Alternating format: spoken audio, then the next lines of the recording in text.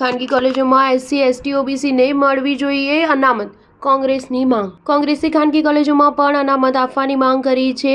કોંગ્રેસની કોમ્યુનિકેશન સેલના પ્રમુખ જયરામ રમેશે સોમવારે આ ડિમાન્ડ કરી. તેમણે સંસદીય સમિતિની ભલામણનું સમર્થન કરતા આ માંગ કરી, જેમાં કહેવામાં આવ્યું છે કે બંધારણના આર્ટિકલ 15(5) હેઠળ ખાનગી કોલેજોમાં પણ ઓબીસી, એસસી અને એટી વર્ગને અનામત આપવામાં આવે.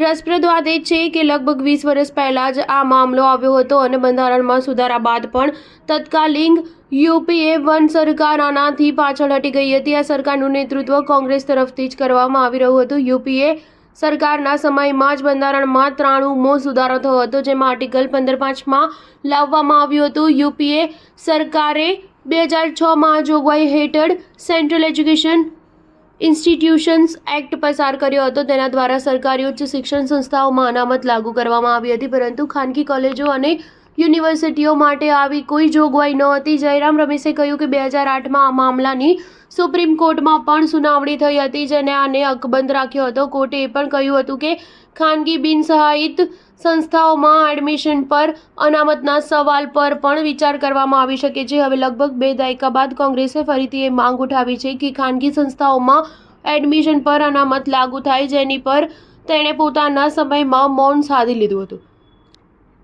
કોંગ્રેસે નિવેદન જાહેર કરતા કહ્યું કે કોર્ટના નિર્ણયથી સ્પષ્ટ છે કે એસસી, એસટી અને ઓબીસી સમાજના લોકોને બંધારણીય રીતે ખાનગી સંસ્થાઓમાં અનામત મળી શકે છે. 2024ની સામાન્ય ચૂંટણીમાં પણ કોંગ્રેસે પોતાના મેનિફેસ્ટોમાં અનામતનું વચન આપ્યું હતું. હવે સંસદીય સમિતિએ પણ આવી જ અનામતની ભલામણ કરી છે, તો તે માંગને કોંગ્રેસે ફરી માંગી છે.